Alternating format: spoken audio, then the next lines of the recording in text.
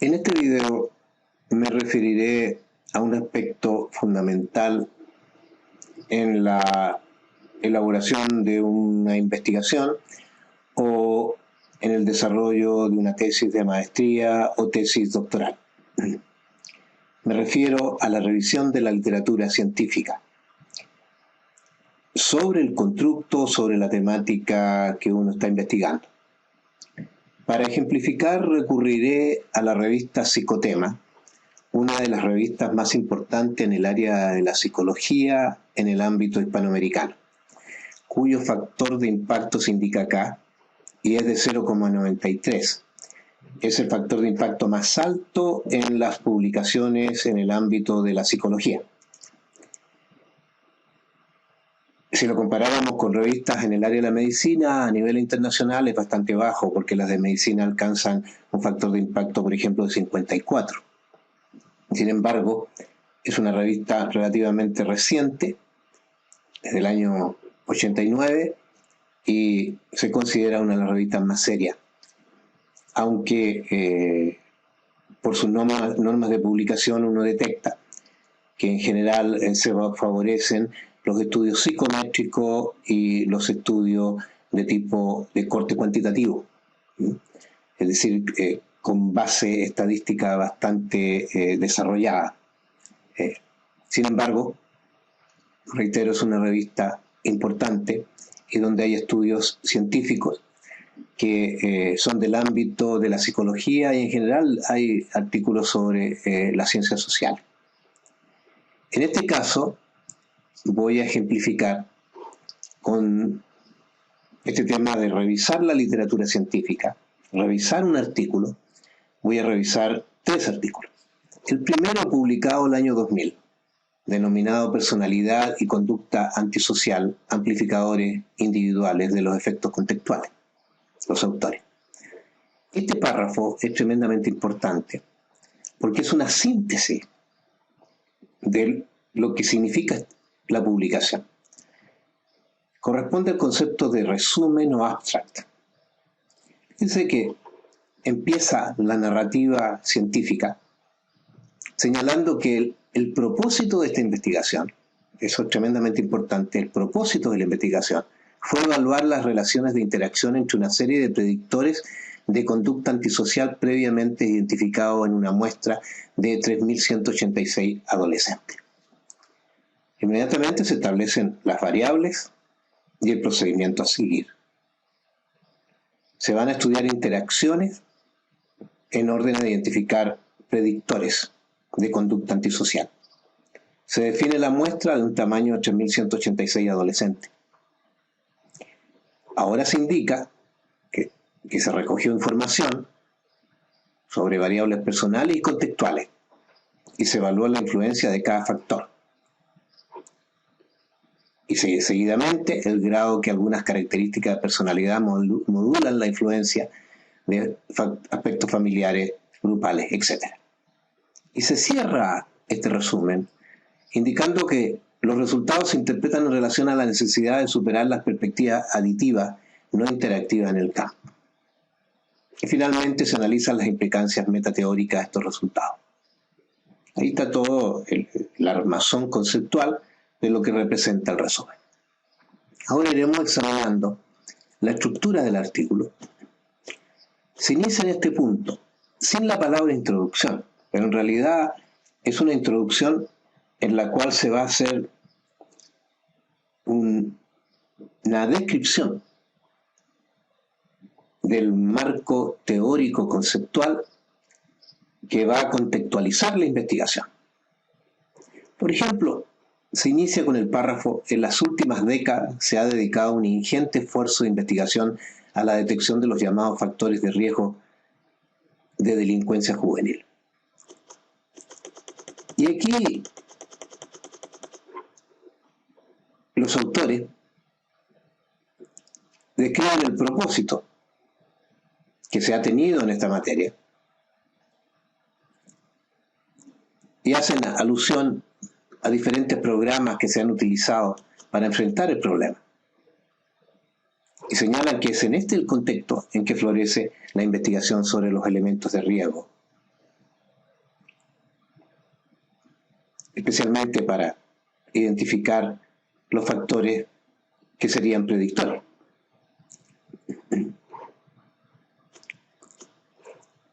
Seguidamente, hacen un análisis de autores, diferentes autores bastante importantes en el plano, por ejemplo, de investigación criminológica, como Farrington, como Hirschi, como Canter, entre otros. Y aquí el investigador o el tesista va a ir identificando cómo los autores van haciendo un registro de teoría, de concepto. Y si se fijan, siguen acá analizando conceptos posiblemente asociados a la conducta antisocial, como el fracaso escolar, los bajos niveles de autoestima asociados a las percepciones, etc. Utilizan la palabra escaparate contextual, es decir, el contexto de conceptos que van a permitir identificar los factores predictores. Incluyen en este escaparate contextual el grupo de iguales. Y de aquí, reitero, el tesista o el investigador tiene que hacer gala de su manejo bibliográfico y de su manejo teórico. Todos estos párrafos que ustedes pueden ver en pantalla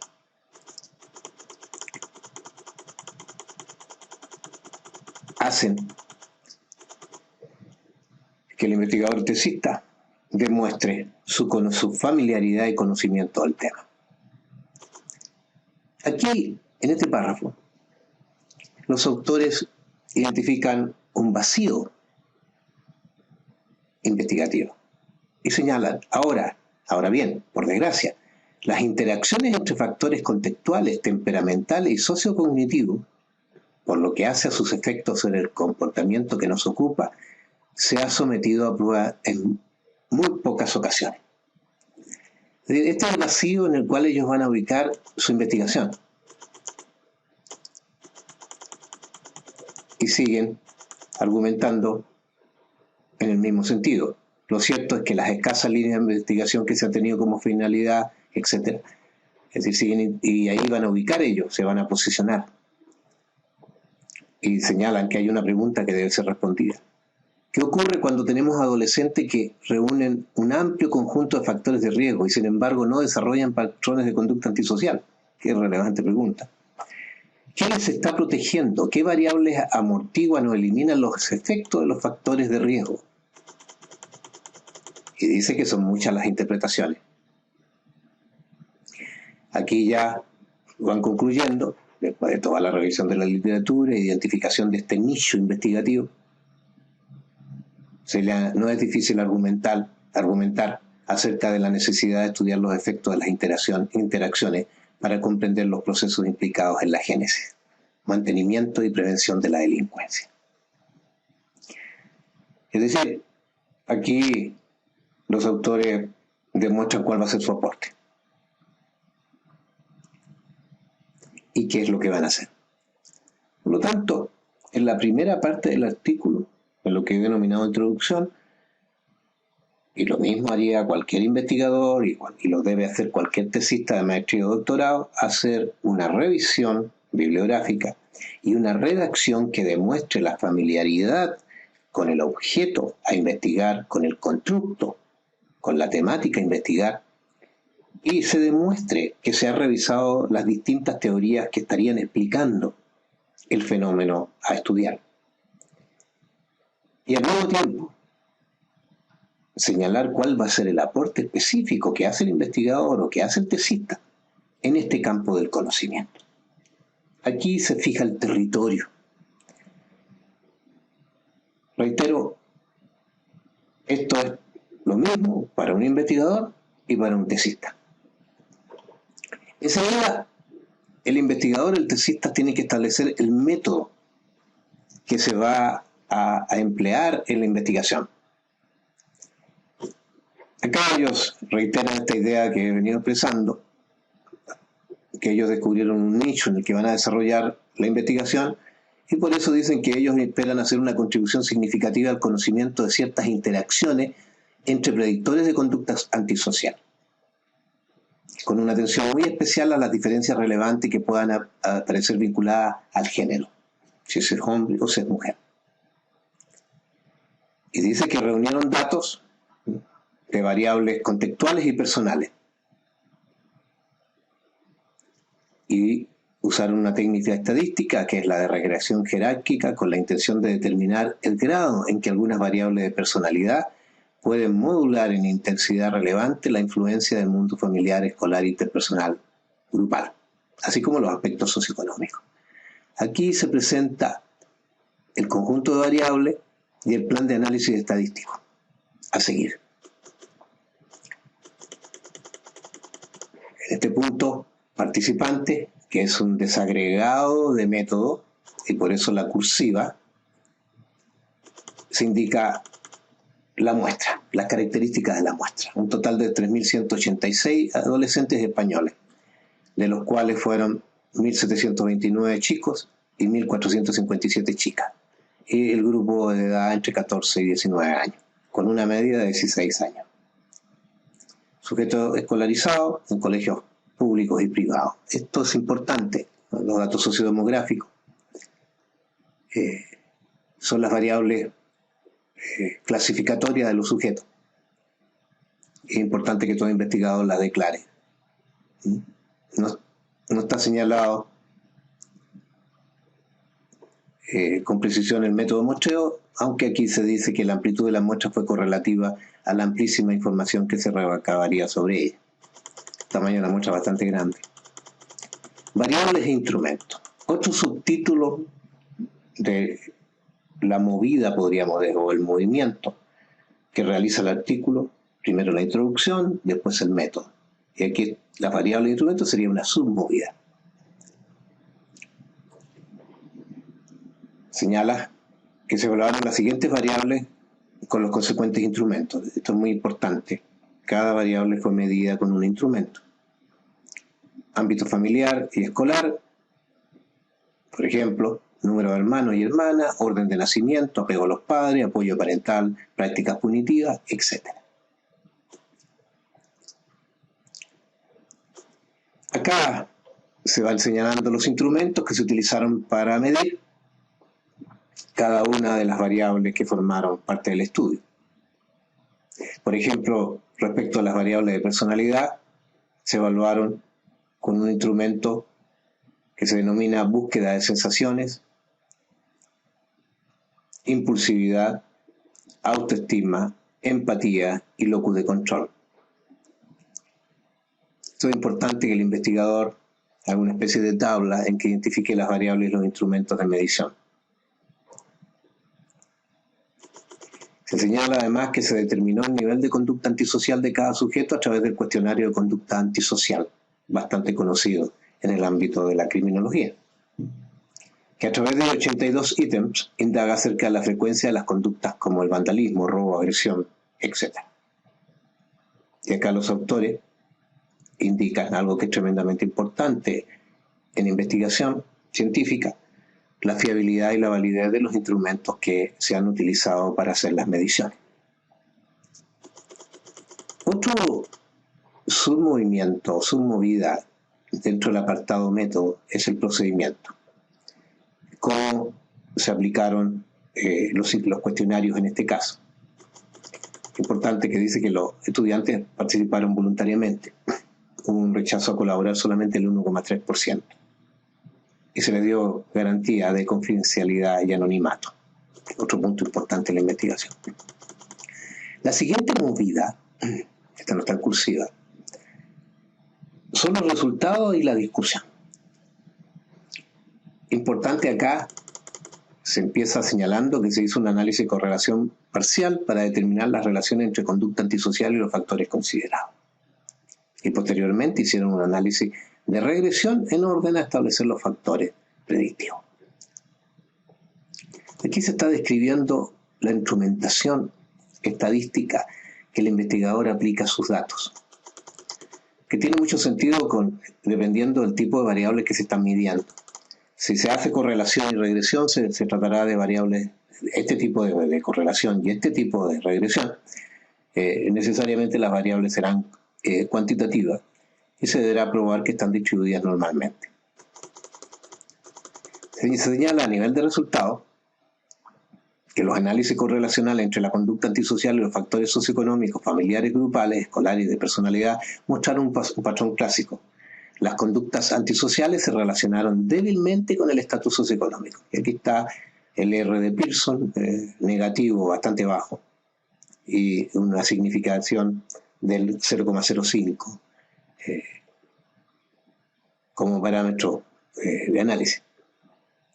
Al tiempo que se relacionó de manera potente con algunas variables de funcionamiento familiar, por ejemplo, con el apoyo parental de los chicos, un R igual a 0,22 al 0,01%, con el apego de los chicos, a los padres en chicas, un R en negativo, menos 0,17 al 0,01.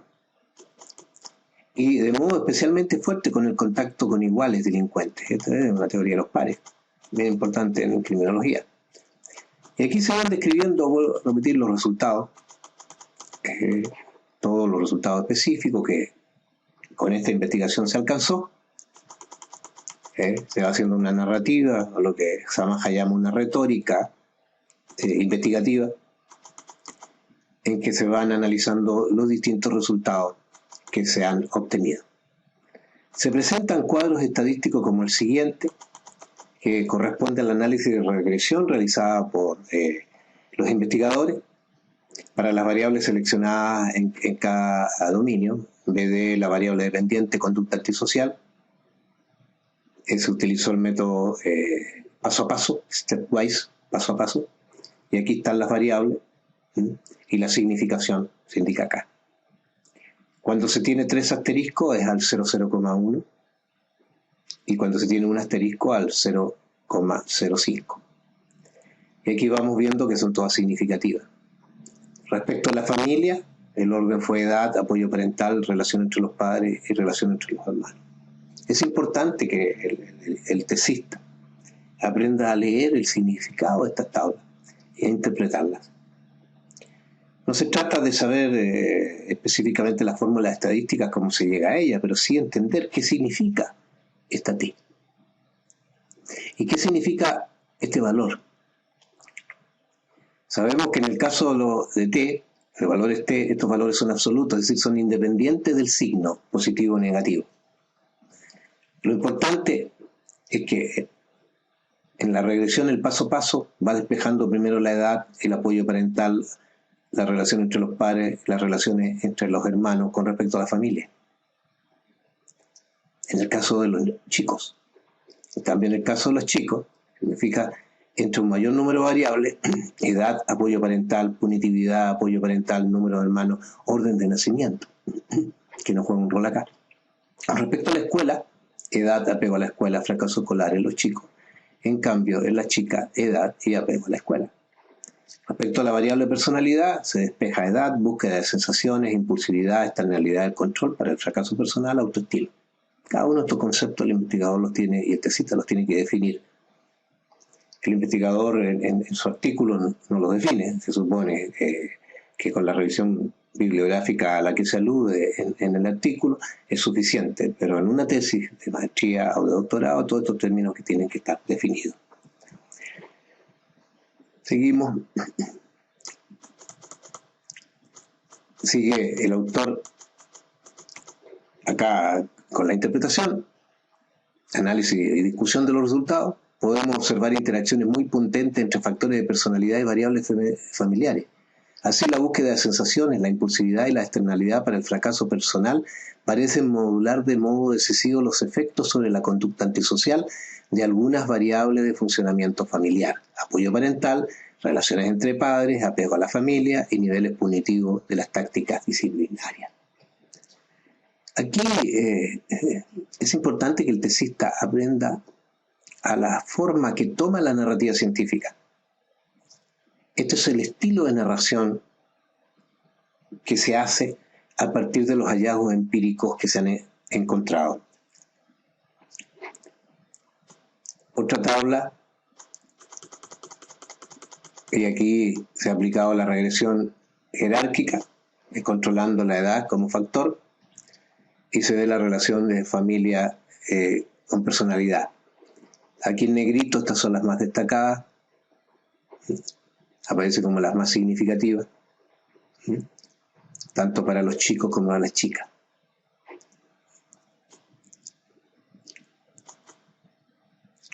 Y el autor sigue explicando y muestra aquí algunos cuadros,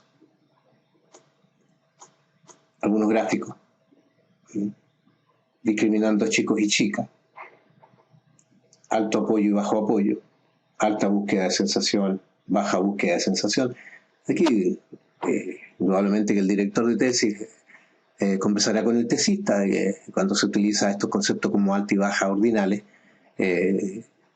seguramente se han obtenido puntajes a partir de los instrumentos que son recodificados en categorías como baja, media y alta, o dicotómicamente alta y baja.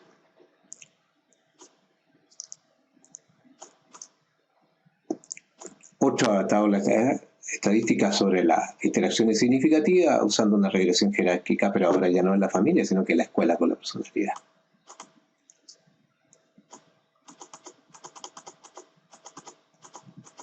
Y aquí el estatus socioeconómico, es decir, he usado la familia, la escuela y el estatus socioeconómico en relación con la personalidad.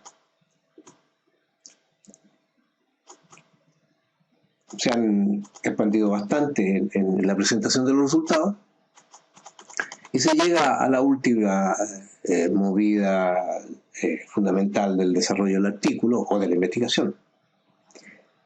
Y lo mismo tendrá que hacer el tesista en su capítulo de las conclusiones.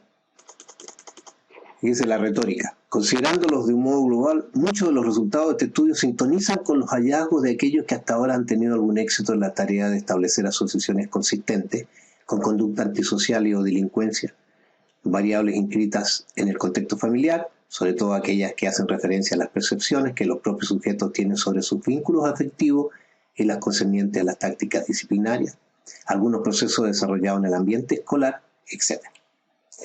Y aquí, importante en cuanto a la vieja discusión acerca de la ubicación más adecuada en el puzzle de la pieza socioeconómica, la relación del estatus socioeconómico con la conducta antisocial fue débil.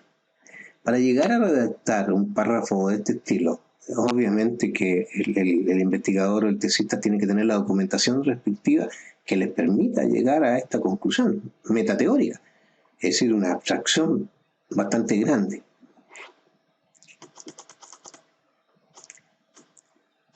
Sigue ahora con las conclusiones. Por ejemplo, dice, en otro orden de cosas, este estudio muestra la existencia de unas interacciones muy intensas, cuantitativas y conceptualmente muy importantes. Fundamentalmente aquellas que se producen entre personalidad, conducta antisocial y factores contextuales. Esta es una excelente base para una persona que esté haciendo una tesis sobre criminología, que tenga que ver con la familia, con la escuela, con lo socioeconómico y con la diferencia entre los géneros, hombre y mujer. Siguen redactando las conclusiones. Y aquí hay una conclusión bastante importante. Todo ello parece indicar la necesidad de integrar adecuadamente los análisis de lo personal, psicobiológico y sociocognitivo con lo contextual, micro y macro, familia de nivel socioeconómico. Aunque la tarea no es sencilla. Determinar qué interactúa con qué, cuándo y con qué intensidad. Es un tema complicado teóricamente y complicado metodológicamente.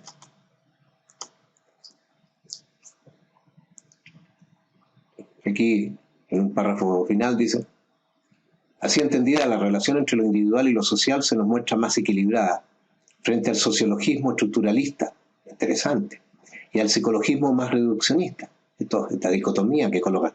Contamos con los individuos que son a la vez destinatarios del mundo que han diseñado. Es decir, no son el producto de, hay una interactividad. Como en las paradojas del carcelero encarcelado o del cazador cazado, las personas ejercemos de aprendices, de brujos, y construimos mundos que permiten a sus propios creadores, nosotros mismos, devenir en víctimas. Bastante poético, metafórico, este cierre final. Bastante discontinuo con el estilo de narrativa científica anterior, pero es una metáfora que es interesante. Aquí, básicamente, el determinismo sociológico o el determinismo psicológico se tratan de evitar. La última movida del artículo son las referencias, que en el caso de una tesis se pueden llamar referencias bibliográficas o bibliografía, y ustedes pueden observar que están redactadas con estricto rigor de la aplicación de las normas APA. Por ejemplo, la forma de presentación de los autores, el año y la presentación de la ciudad y la editorial, y el título colocado en itálica o en cursiva. Y esto se sigue con todo. Es una buena manera de aprender a elaborar bibliografía siguiendo las normas APA, es estudiar este tipo de artículos. Un segundo artículo que examinaré se publicó el año 2001 y corresponde a la personalidad y conducta delictiva autoinformada en adultos jóvenes.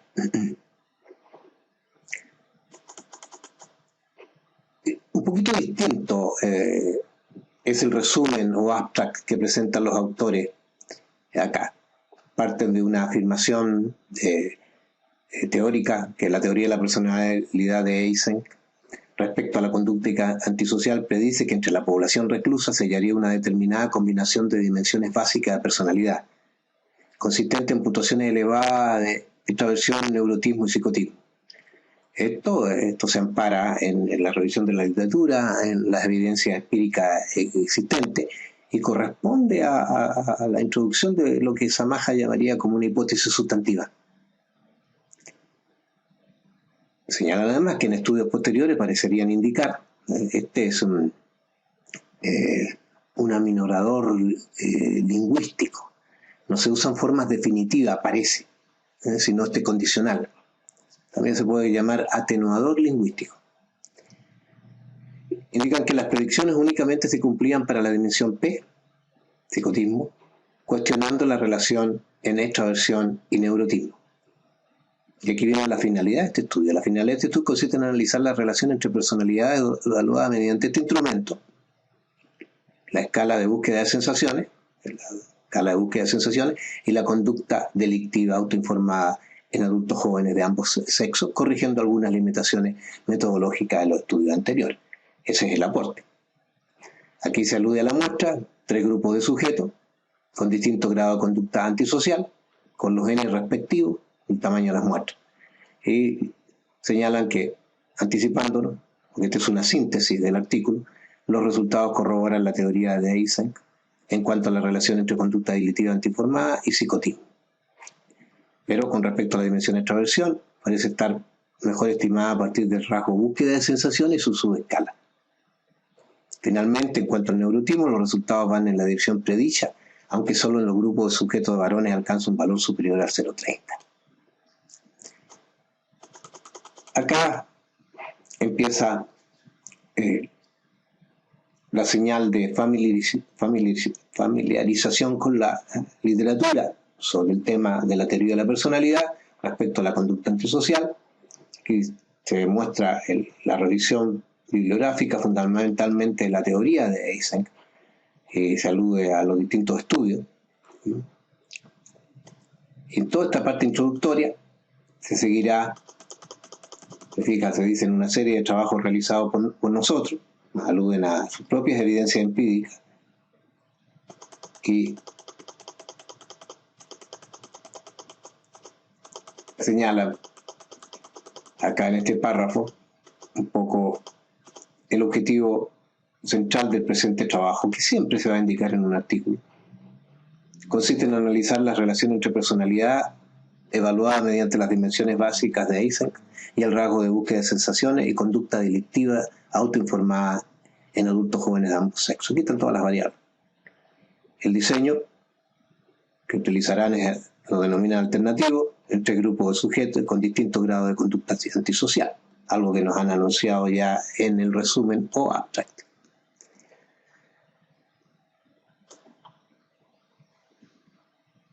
Aquí está la caracterización de la muestra. Y ahora viene el material, que es un movimiento dentro del método. así como están los sujetos, la muestra, eluden a la muestra, aquí viene el material, aquí se alude al tipo de cuestionario que se aplicó, la caracterización de la escala, y se alude al cuestionario de conducta delictiva autoinformada. Sistemáticamente uno va informando los instrumentos de recolección de los datos en función de las variables que uno ha incluido en su estudio. Acá se alude a la fiabilidad de los instrumentos. Por ejemplo, este instrumento muestra una fiabilidad TR-test, que es uno de los métodos, así como está así como se puede aplicar el alfa de Cronbach, se puede aplicar el TR-test de un 0.73, que normalmente en ciencias sociales utilizamos como parámetro referencial 0.67, lo cual estaría indicando que este instrumento es confiable. El procedimiento alude a las condiciones en que se aplicó, la administración de los instrumentos. Y ahora viene la movida de los resultados. En este caso dice se muestra el patrón de correlaciones para hombres y para mujeres y para la muestra total. Aquí están los resultados, aquí está la matriz de correlaciones, aquí está entre este factor, esta variable y esta otra variable es significativa. Los asteriscos van indicando si las relaciones son significativas o no. Y acá se presentan las medias de las desviaciones estándar para los instrumentos que se aplicaron para los tres grupos de hombres. Uno puede comparar para ver, por ejemplo, este grupo es el menor y este es el mayor. Este es el más disperso. Y este es el menos disperso. Ahora, con respecto a los factores del instrumento para medir personalidad, aquí está la media de este grupo, la media de este grupo, y este tuvo una media mayor, y esta es la media más baja. Este fue el más disperso, y eso sucesivamente. El EPQ, el cuestionario de personalidad de Eysenck, la escala de búsqueda de sensaciones y la conducta delictiva autoinformada. Uno puede hacer, ¿no es cierto?, comparaciones entre los grupos, puede hacer comparaciones de las variables intragrupo, dentro del grupo, y comparaciones entre variables intergrupo. Son importantes aprender a leer estas tablas con las medias, las desviaciones estándar, así como las matrices de correlaciones. Una vez que se han presentado, qué importante antes de seguir, análisis de la varianza, aquí está la razón F, y aquí está si son significativas o no. Estas son significativas, esta no, pero esta sí. Sí, no, no, sí, sí, sí. Y aquí es importante que han ingresado al análisis de la varianza una covariable como la edad, es decir, en qué medida está actuando sobre los cálculos y sobre los resultados. Una vez que se presentan todas las tablas estadísticas, y eso es lo que era indudablemente que las características de estos dos artículos que he presentado son clásicas de un estudio doctoral. También se pueden usar en una maestría, indudablemente, pero va a depender mucho del tiempo del tesista, de su familiaridad con la estadística, de su familiaridad con los hallazgos empíricos existentes, etc. A lo mejor para un tesista de maestría será suficiente usar una prueba como la G² y usar análisis de correlación y regresión, eventualmente el test student y el análisis de varianza de un factor. Yo diría que con ese instrumental estadístico puede hacer un buen armado. Lo importante es identificar por un lado las variables que van a formar parte de su proyecto y los instrumentos, cómo va a recoger los datos asociados a esas variables. En la discusión se señala los resultados obtenidos a partir de la matriz de correlaciones aportan evidencia inequívoca acerca de la asociación positiva entre delincuencia antiformada y psicotismo. Algo que nos anticipaban ya en el resumen. Aquí van a discutir todos los resultados que han obtenido. Por ejemplo, los sujetos que puntúan más altos en la conducta delictiva autoinformada también puntúan alto en neurotismo y constituyen el grupo de sujetos reclusos. Y dicen que no se puede asignar al fenómeno del encarcelamiento, ya que los sujetos que componían nuestra muestra, los sumos, llevaban 2 o 3 años en la cárcel, debido a que hasta los 18 años no se alcanza la edad penal. Así pues, la interpretación anterior sería correcta en ambas premisas. Un elevado neurotipo no sería consecuencia de los años de encarcelamiento. Y sí que un elevado neurotipo iría parejo a una mayor delincuencia autoinformada. Interesante. Eso, el investigado criminológico era la certeza de estos datos. Yo estoy tratando de describir metodológicamente cómo se aborda el análisis de un artículo científico que forma parte de lo que debe realizar un investigador o un tesista. Aquí, bastante interesante, una tabla descriptiva con respecto a los distintos ítems del autoinforme, discriminándolo por hombres y mujeres, que en términos de haber informado, cometido cada uno de los actos. Antes de los 16 años habitualmente fumaba cigarrillos, antes de los 16 años bebía alcohol. Esto es importante, es decir, aquí hay interesante si un investigador en ciencias sociales o criminología puede tomar perfectamente este instrumento y aplicarlo para medir una muestra parecida a lo que se ha planteado en este artículo. Eso es importante, es decir, no es necesario innovar en los instrumentos hay que tomarlos, adaptarlos, asegurarse que son válidos y confiables y aplicarlos. Este es un instrumento bastante parsimonioso, en el sentido, dice bien que tiene 51 ítems, no más. Y ahora uno puede hacer una cantidad de cruces entre estos ítems y las discriminaciones que se pueden producir por sexo. Tengo antecedentes penales, dice bien, 2930 y 980, al comparar hombres y mujeres. Podemos ir viendo, ¿no es cierto?, que en este es más alto en hombre. Claro que hay que ver el tamaño de la muestra, pero comparándolos así, más altos los hombres, aquí bastante más altos. He visto películas X antes de la edad permitida de 18 años, mucho más en los hombres que en las mujeres. Quizá habría una razón obvia.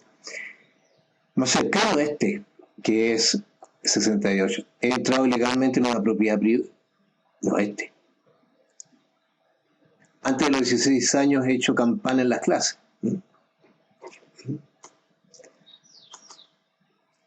Este es bastante diferente, mucho más antecedentes penales en los varones que en las mujeres. Estos estudios comparativos son muy interesantes cuando uno se está familiarizando con el tema. Finalmente viene la parte final, que son las referencias bibliográficas o la bibliografía, y nuevamente vemos que se sigue a plenitud las normas APA. Por ejemplo, acá está en itálica o cursiva la revista donde se publicó este artículo, el número de la revista y las páginas. No se utiliza página la palabra, sino que se indica los números desde esta página a esta página. Vayamos a ver el tercer artículo, y aquí estamos terminando, que tiene algunos rasgos distintos. No lo voy a analizar completamente, pero básicamente este es un estudio importante. El título dice actualización psicométrica y funcionamiento diferencial de los ítems del instrumento denominado STAI, con el que se hace un inventario para medir ansiedad de rasgo y de estado. Aquí hay un punto. Hay muchos docentes bastante fundamentalistas que no consideran que un alumno de doctorado pueda hacer una tesis siguiendo o aplicando un instrumento de medición. Si ustedes revisan a nivel internacional, especialmente en el mundo anglosajón, la cantidad de tesis doctorales que consisten en validar instrumentos y aplicarlos a distintos tipos de muestras para ver cómo se comportan. Es también una contribución que es más metodológica, más psicométrica. Pero hay algunos fundamentalistas, como digo, que piensan que este es un ámbito que no debería formar de una tesis doctoral, con lo cual personalmente discrepo. Y esto, por favor, es una nota a pie de página, en letra pequeña. Aquí el resumen alude al constructo que forma parte de esta investigación, la ansiedad.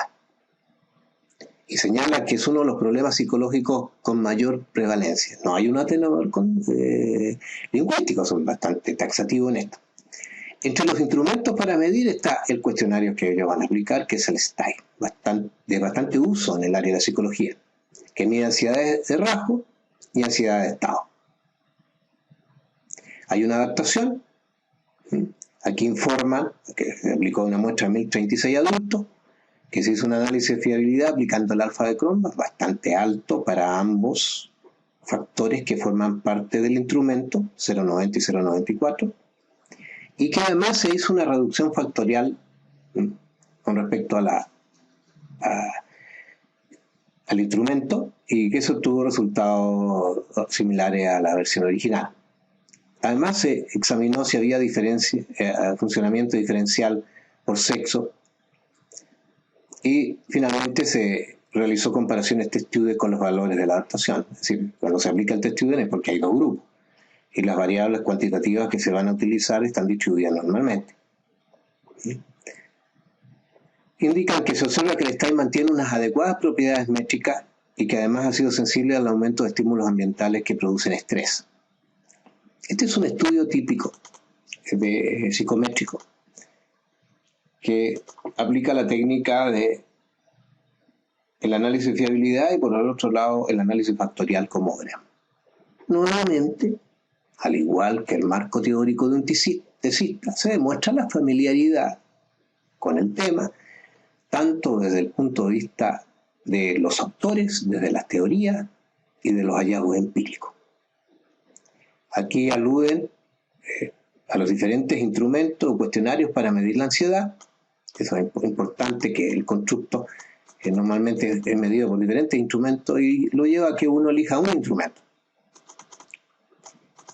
Aquí hay un argumento de autoridad en el que se sustentan para elegir este instrumento. Ha sido traducido a más de 40 lenguas, lo que estaría dándole credibilidad. Se adoptó al español. El objetivo del presente estudio es analizar las propiedades psicométricas del estudio, del STAI. Pero además se hizo algunos otros análisis más. En la movida o movimiento método se alude a la muestra participante, al instrumento que es el STAI, y acá se describe el instrumento, 20 ítems, y que se responde con una escala tipo Likert, puntuando de 0 nada hasta 3 mucho. Y aquí se indica el procedimiento, cómo se calculan los puntajes, que viene por lo demás en el manual. Esta es una movida dentro del método. Los autores, a diferencia de los anteriores, señalan el tipo de muestreo fue no probabilístico por cuota, ser mayor de edad y no estar cursando una carrera universitaria. Y cómo se administró el instrumento. Según el diseño, se basa en este libro de Montero y León, bastante interesante y que lo recomiendo. El presente estudio se define como instrumental. Y acá señalan que se han seguido ciertas indicaciones metodológicas de Carretero, Dios y Pérez. En el análisis de datos indican que la fiabilidad del instrumento se estudió aplicando el alfa de Cronbach y la estructura mediante el análisis factorial, aplicándose el método de máxima verosimilitud y la rotación Varimax. Para comprobar los datos del estudio con los de adaptación española, se utilizó la prueba de estudio para una sola muestra, complementado con el tamaño del efecto mediante la D de Cohen. Y aquí van a exponer los resultados. Aquí están estas partes del análisis factorial, que es la matriz de saturación, que lo llevaron a identificar 4 factores, y cómo estaba saturando cada uno de los ítems una vez rotado en cada factor. Aquí está el procedimiento aplicado, puntuaciones medias de decisión típicas, que es lo que hace SPSS normalmente cuando se estudia la estructura factorial de un instrumento. Se hizo el análisis factorial aplicando el alfa de Cronbach, algo ya anunciado en la introducción. Aquí se indica los pasos que se fueron dando que legitiman la aplicación del análisis factorial, es decir, pasó la prueba KMO con un 0,96, el mínimo que se espera es 0,6, y la prueba de felicidad de Bartlett, donde fue significativa, la aplicación del H cuadrado. Y por eso dice, mostrar la adecuación de la muestra para realizar el análisis factorial. Si no hubiera pasado estos parámetros o estas pruebas, no se habría podido seguir. Se trajeron 4 factores y acá se presenta lo que ocurre, la diferencia de media por escala, rasgo y estado, según el sexo, para hombres y por mujeres.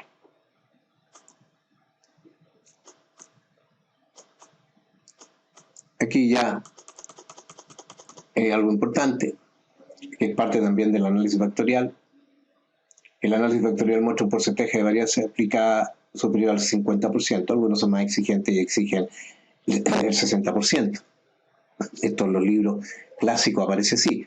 Y por eso cuando yo trabajo con mis alumnos siempre les indico, revisemos la revista Psicotema, y si la revista Psicotema está legitimado de que la varianza aplicada es igual, en este caso superior a 50 y no necesariamente 60, es aceptable para seguir trabajando con los datos.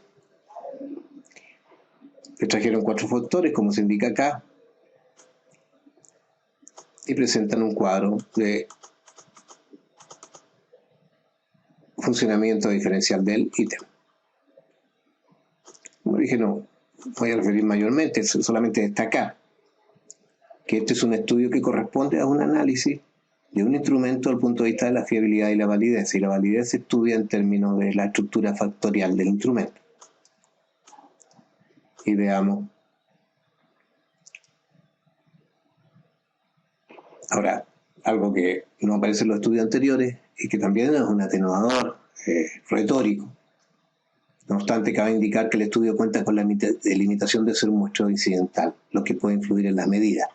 Esto es clave en una tesis de maestría o una tesis doctoral, indicar estos atenuadores lingüísticos que corresponden a limitaciones de lo que uno investiga. Y señalan, para investigaciones futuras se debería replicar el experimento en varias muestras e incluir las medidas de validez de contenido, criterio y predictiva. Aquí amplían el concepto de validez. Y habría que rehacer los baremos, especialmente para las subescalas de ansiedad y estado. Dejan este tema pendiente, que no es un tema fácil, pero es importante.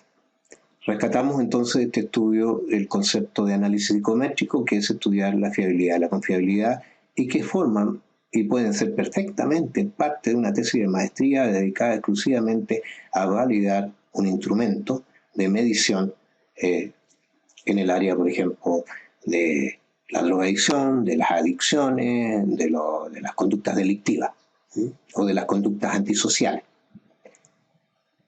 Acá, si vemos la referencia, nuevamente se sigue perfectamente las normas APA.